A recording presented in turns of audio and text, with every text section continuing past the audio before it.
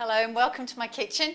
My name's Tracy and tonight our dinner is going to be some beautiful baked salmon and I'm going to show you how I'm making it. So I've got salmon with dill rice. Now the dill rice is in the oven to make this a little bit quicker. I've got 4 beautiful pieces of fresh salmon here.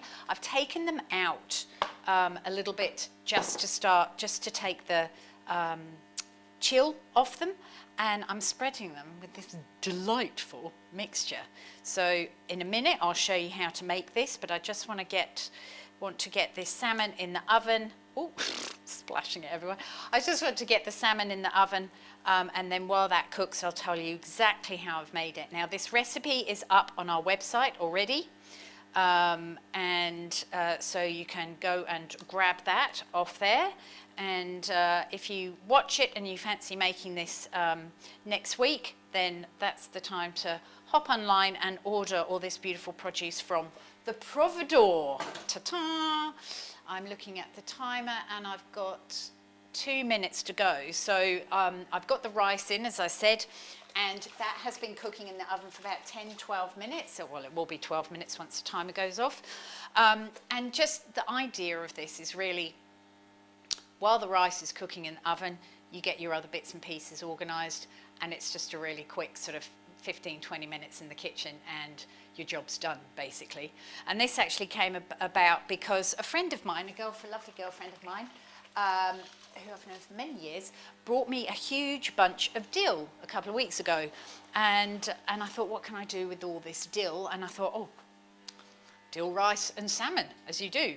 So that's when I made this recipe up, and it's really rather lovely.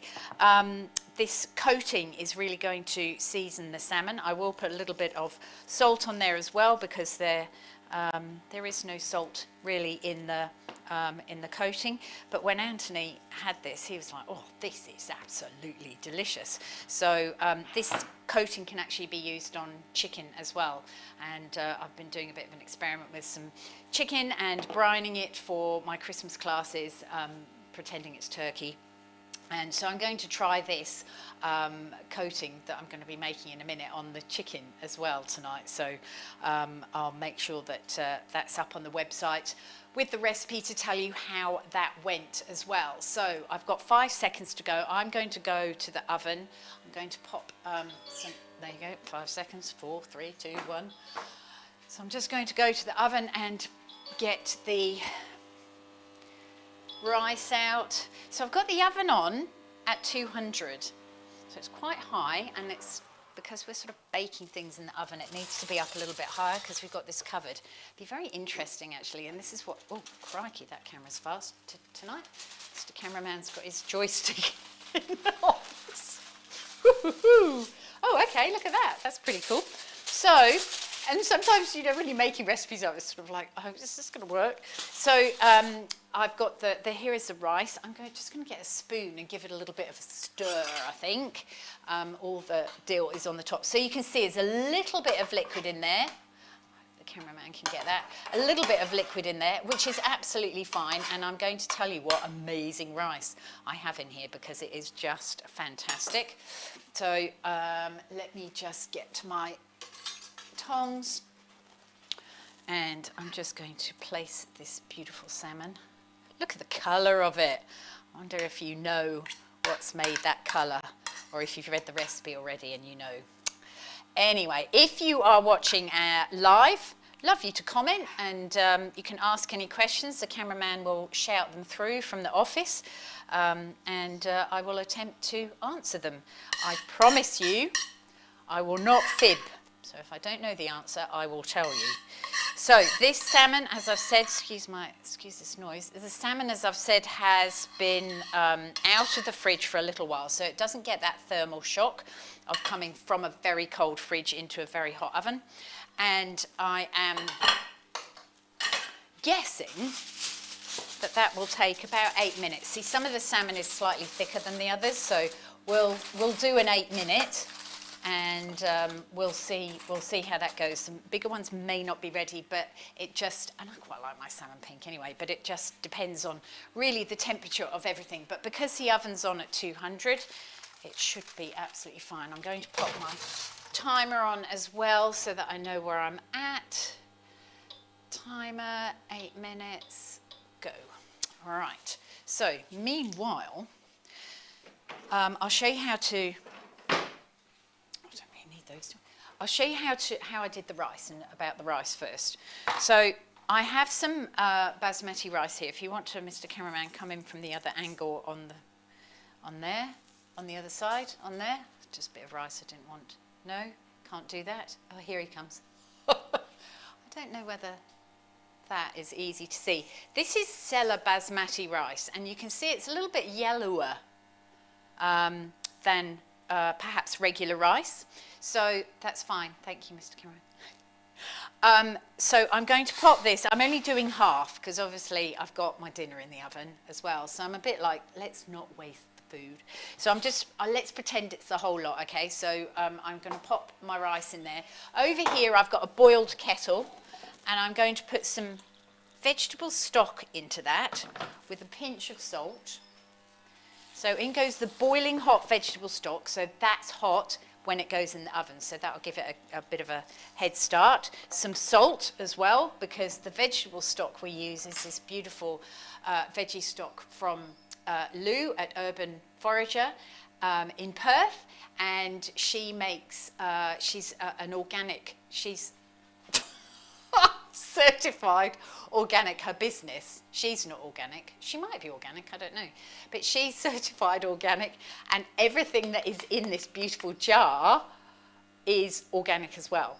So it is a fantastic way to make stock. So she's got beef stock, chicken stock, and vegetable stock. When I was doing this, I was thinking, do I want to put chicken stock in that rice? And I thought, no, I don't really, because it might overpower the salmon a little bit. The vegetable rice, because we're putting some lovely veggies with this as well, is going to taste a lot better and just a lot more sort of subtle background, just giving the rice a little bit of flavour, and not overpowering. So that's a beautiful vegetable stock. This is a concentrate, and this makes 10 litres, and you keep it in the fridge, and it will keep up to a year in the fridge, and definitely. You'd be seasoning all sorts of things with this. Don't just use it, you know, to dilute it with water and make liquid stock. You can stir this through any casseroles or bolognese or different sauces that you're making, all sorts of things. So it is a real bonus in the kitchen. And into that rice, we're going to put some, well, I'm going to put some dill. You're not going to do it because you're not here, are you? I'm going to put some dill. Now, I'm just taking the fronds off the bigger stalks because that's just a little bit too woody for my liking. And I've just gone into the recipe on the website because it said 60 grams of dill. We get these massive bunches of beautiful dill from our supplier and then supply our customers. And they do come in 100 gram weight. Bunch, thank you, Mr. Cameraman, 100 gram bunch. So it's, you know, there's loads and loads of dill, but I just weighed some of this, and when you take it off the stalk, it's just, you know, a lot lighter. So I'm just going to roughly chop this. I might actually use this with the chicken that I do. We can have dill rice. Goes on. So you stir it with your inbuilt stirrer, you see. Let's put the whole lot of that in there. It's absolutely delicious. I don't know whether you get this as well, but I get from Aromas, I get the most beautiful memories from Aromas. And this one is working at Mustard Catering in the, I think it must have been late 80s or early 90s, late 80s. And Mustard Catering, we had the best team in the kitchen. It was just such fun. It was very pressured, but that was when I was young and it was fun, pressure. And we used to use dill on a lot of the little sort of canapes that we used to make and things like that. So the kitchen was always smelt of fresh dill, and it was just really beautiful. I loved it. So I've got a bit of foil over here, and we'll just cover that. I might as well cook this, mightn't I? It's just a great way of cooking rice. So we've got about double the amount of liquid to rice, so it's the absorption method. And I'll go and pop this in the oven, and then that'll be ready as well. So it goes in there. Now I will show you how to make this delightful, spicy sort of, oh no, let's get some veggies on. It's 4 minutes there. So I've got, should we make the sauce or get the veggies on? Let me just wash this quickly and then it's all ready to go. So I've got a leek here and there's a few little bits of earth still in there. And I just wanted to show you how I would prepare a leek. So I've cut down to where there's no more earth in that leek. It's very funny looking at on the monitor, it's the wrong way. So it's all, that bit's all nice and clean, but this bit's got some bits of sand in. So I'm going to pop this into my colander, not a sieve, because a sieve will catch the sand, whereas a colander, just make sure I've got no gritty bits on there when I cut the actual leek. But a colander will allow the sand to just fall through, whereas the sieve will actually catch it. So I'm just going to pop this in there. Just make sure those outer rings are clear of sand in there. And I'm not putting sand on any of the other bits of leek, because I feel that if you put unsandy leek with sandy leek, then the unsandy bit might get sandy. So I just think it's a lot better to just keep them separate. This bit's nice and clean. It's quicker to wash because you know that all those bits have got dirt in.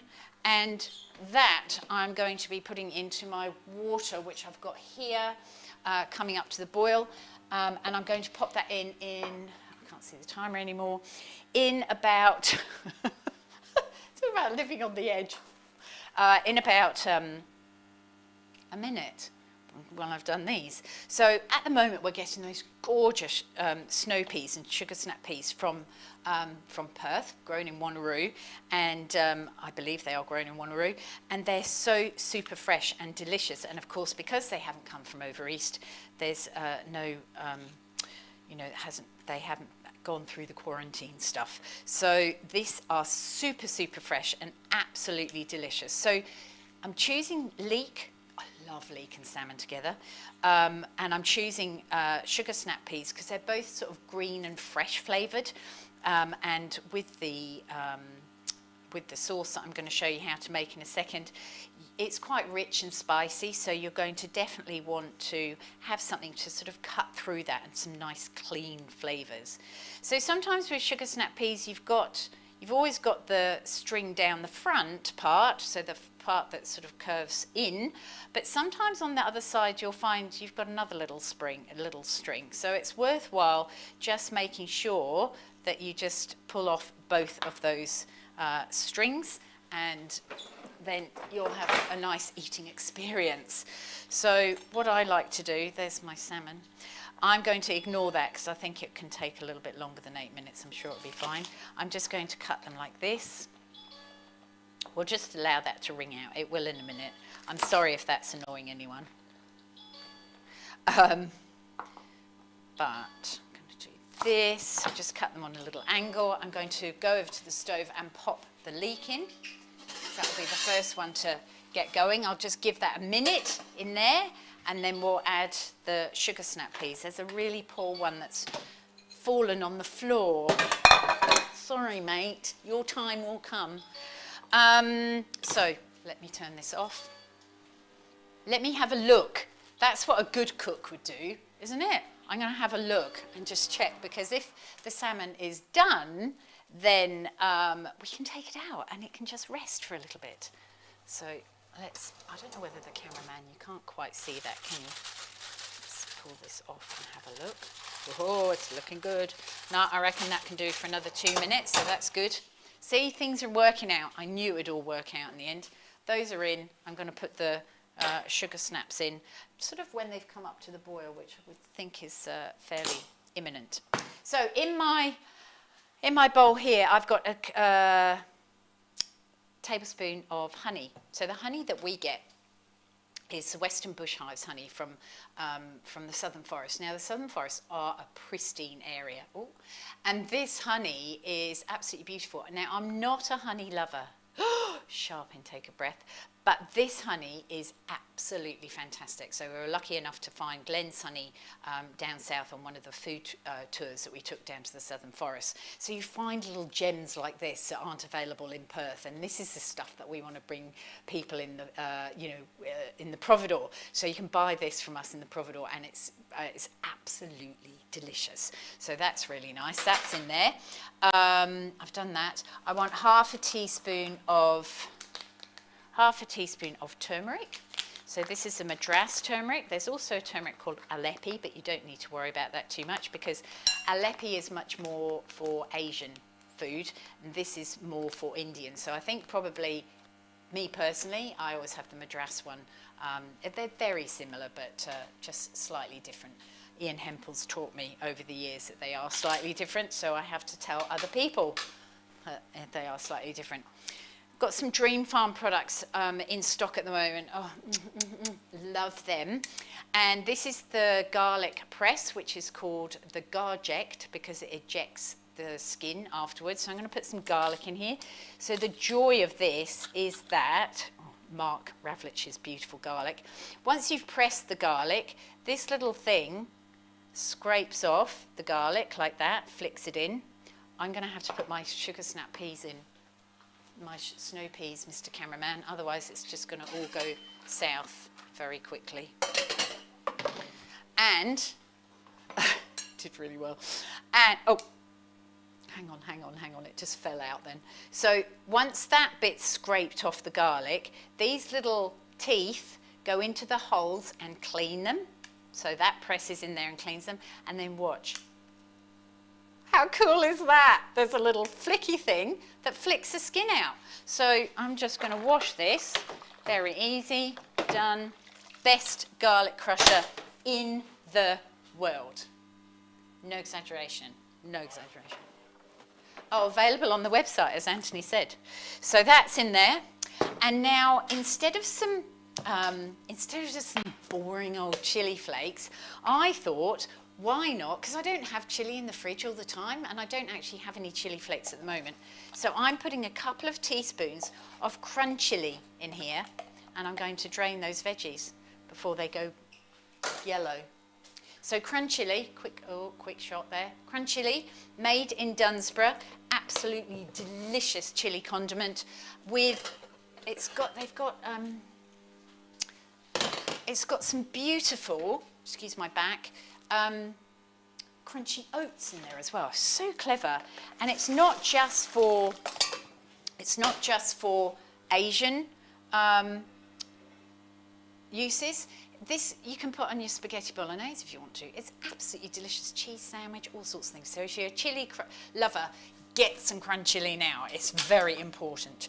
I'm going to get this out of the oven now so I can leave it to rest while I finish off this sauce.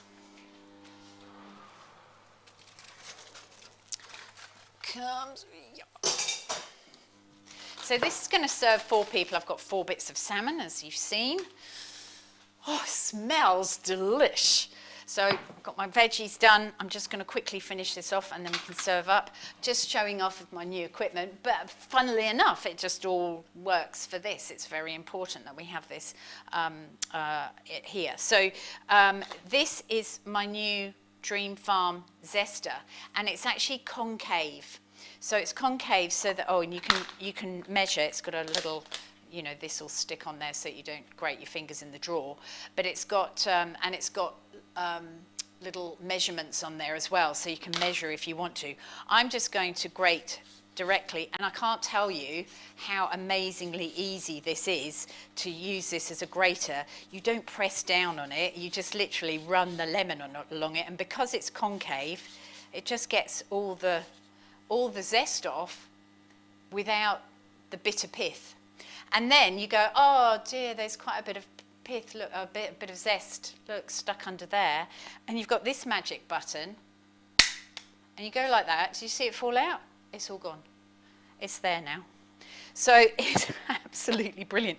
All of these stuff go in the, they all go in the dishwasher as well, so it's absolutely fantastic. And I'm just going to very quickly show you, I can put it in here because I haven't got anywhere else to put it, the lemon squeezer. actually, this would be quite, or do I need lemon? I probably need lemon in here, don't I? 3 teaspoons of lemon. So let's do it. I'm not going to measure, right? This can be quite lemony. But this is the lemon squeezer. So it just gets so much lemon out. It's so, so good. And it catches all the pips right at the bottom. I don't know whether we can catch that on the side. Can you see all the pips right in the bottom there? And the lemon is like, there's nothing left. Nothing left in there. It's absolutely fantastic. So that will go in the dishwasher as well, making life a lot easier. So I'm just going to swirl this around. The last thing, put a little bit, I won't put salt in here because we put salt on the fish, didn't we, when I first started it. The last thing I'm going to put in is some mayonnaise. So that's in the fridge, and I always have my 1-minute mayonnaise in our fridge. I haven't bought a jar of Hellmann's for, I don't know, probably years now, 10 years or so.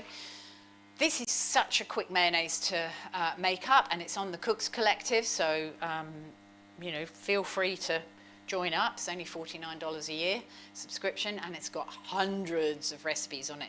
So this, we need about 30 mils of this, or 30 grams, so that's about 1.5 tablespoons. That goes in there, that doesn't go in there. And that's the delicious, I put the turmeric in, didn't I? That's that delicious, very lemony now, very lemony, and that's why it's so runny, is because I put too much lemon in. But hey ho, and that's what you're going to be brushing, or that's what I brushed over the salmon to start off with. So you've got sweet and you've got sour and you've got you know, a little bit of spicy heat to it as well, which is really rather lovely. So there we go, there's our salmon. But it's not yours, it's ours for dinner. And I'm going to just pop a few veggies in there and some, so we can just pop the veggies alongside there. And that is a very gorgeous meal with everything you need. You can just chatter away for 20 minutes while you're doing this, can't you? It's really simple. And you can see how beautiful those leeks are as well. So that is going to be lovely with a little bit of onion in there. On the picture, on the recipe, it actually has, I think, broccolini and sugar snap peas or snow peas. But quite frankly, it's whatever you want. Where shall I put this, Mr. Cameraman? It's all in a bit of a mess, isn't it? When I cook, it gets a bit messy. And to finish this off on a very messy workbench, I'm just going to pop a few dill fronds on here as well, just to finish that off. Does it look like the picture? Do you think it looks like the picture that I took that first time I made it? I think it does. And it looks delicious, it smells awesome, and to me that is a very easy, quick, healthy meal to get on the table and feed the family. So, seeing as dinner is ready, move that out of the way. Seeing as dinner is ready, I'm going to say thank you so much for watching. I hope you enjoy making this at home. It's super easy. Basmati rice, very important, Sela Basmati, available on the Cooks Collective, as well as the salmon, as well as the lovely veggies, and the really brilliantly priced fresh herbs as well. The, oh my gosh, the crunch chili, the honey, the vegetable stock, and the beautiful Herbies turmeric. You're going to have to make this yourself, or you can use Hellmann's mayonnaise. Enjoy. See you next week.